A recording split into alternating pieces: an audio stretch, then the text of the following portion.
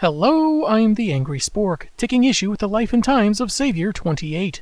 Committing to pacifism is not as easy as you might think, not after years of constant super fights, or when your own government frowns on meeting with adversarial world leaders, or when a supervillain interrupts your rally and punches you with lightning. Instinctively fighting back when things got too hairy, James isn't feeling too good about himself, but maybe being knocked out, kidnapped, and interrogated will lighten his mood?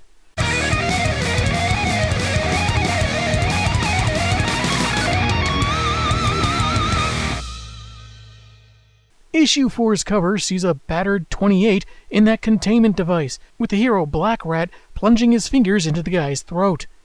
Pretty sure that's not how you help someone hit the high note. Enemy combatant begins with some history. Saviour 28 felt he didn't need any partners, but would work with a team called the Superior Squad in Earth-threatening matters.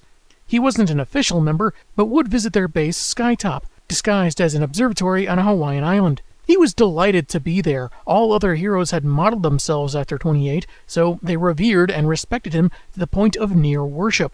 So it made Jimmy feel like Zeus among gods in a modern-day Mount Olympus. Makes sense. We've seen that he had Zeus's penchant for infidelity.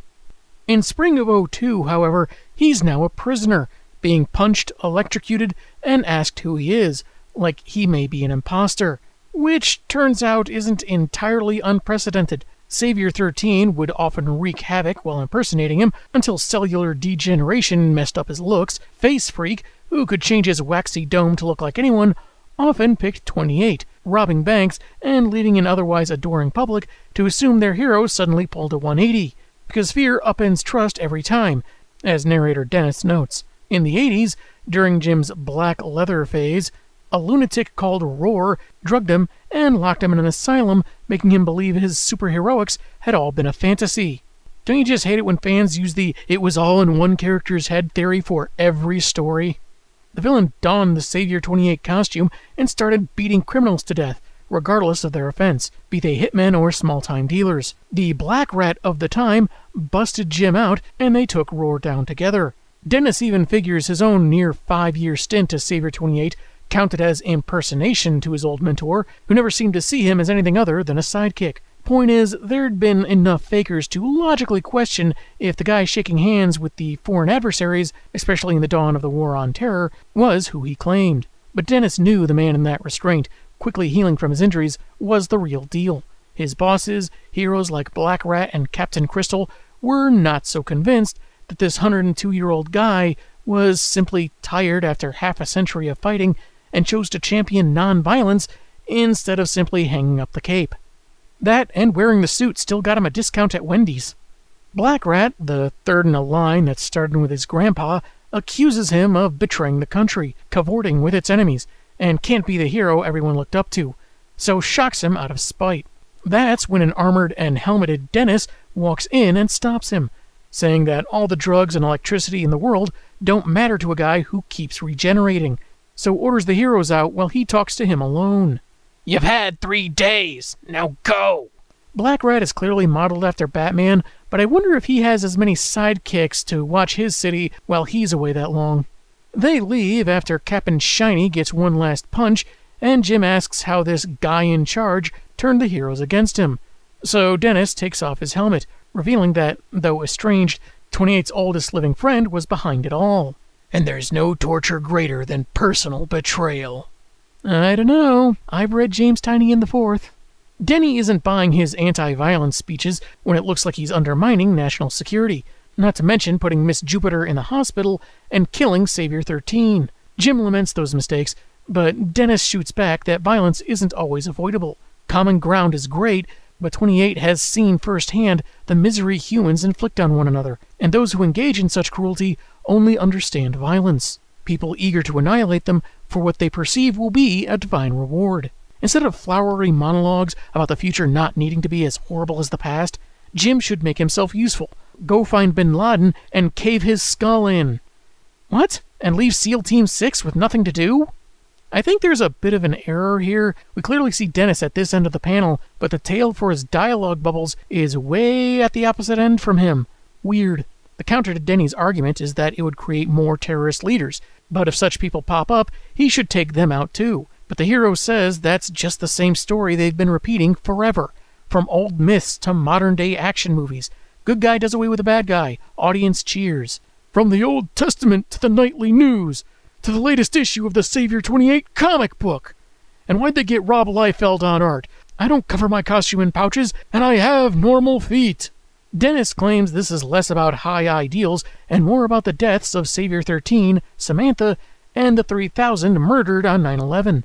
After a moment, Jim admits that, like Julia had suggested last issue, he enjoyed the spectacle that came with his role, how it fed his ego. But even in the state he's in, he thanks Dennis for giving him the clarity, that in this moment he finally does believe in this new cause. Even if it's some kind of delusion to want a better way for the world, he'd rather die for it than retelling the same old story. Plus, you know there are going to be companies that just feed all the old stories into an AI to save a few bucks on a new one. To the other superheroes' shock, Dennis frees him, who I guess wasn't even allowed to wear pants in that thing, and the two stand in their way with some armored guards. McNulty reminds them he's in command of this op, and if they don't move it, he'll shut down the entire facility and have all of the squad in torture devices like that one. Though we don't technically have enough for everyone, so some of you are going to have to double up. Being let out, as well as allowed to shave and have his suit back, I guess, 28 thanks his old ally, but Denny clarifies this was more for James's protection. He offers total immunity, no one coming after him, so long as he just puts the suit away and disappears. Deep down, he wants to be done with this identity, be beside Samantha. He's done his duty and is begged to just go away and not look back, as Dennis shows off 5 specialized bullets in his hand. S-28 gently closes it, tells him, so be it, then flies off. Well, I'm off to Pilates. We get a jump forward to Denny loading his rifle and firing, then back to the past, where he's walking back into Skytop. So Jim was not only aware of the risks of his plight, but who would deliver them as well. Kinda makes you wonder what was going through his head in those final moments, how his old friend followed through on that threat. He wasn't exactly all smiles at the end. The Superior Squad took a different approach, shooting 28 out of the sky with a rocket and confronting him on the beach when he crashes. No dialogue, no narration for a few pages, as they see an enormous tidal wave tower over them, though unlike most, it's not moving. It's one of those rare nervous tidal waves, first time crashing into a shoreline, doesn't know if it's being too showy, not showy enough. Just give it a minute or two to get out of its own head. A set of water stairs is created, which 28 ascends, to greet Queen Shakti and a water dweller known as the Lemurian, the disguised figure from last issue who conjured that wall of water that could have flooded the island and broken Jim out at any time, but Dennis figures the two wanted Jim to suffer a little to make him more amiable to whatever they had in store. So the squad just casually walk back to their base, I guess calling this a wash. Some backstory on the Lemurian, claimed to be a scholar, philosopher, and priest from a prosperous undersea kingdom that predated Atlantis. But their age of peace and spiritual fulfillment ended when mankind showed up and started mucking up the waters. Literally. While this elder would very occasionally attack coastal cities for humanity's pollution hurting the Earth Mother, he didn't much care for conflict and kept to himself mostly.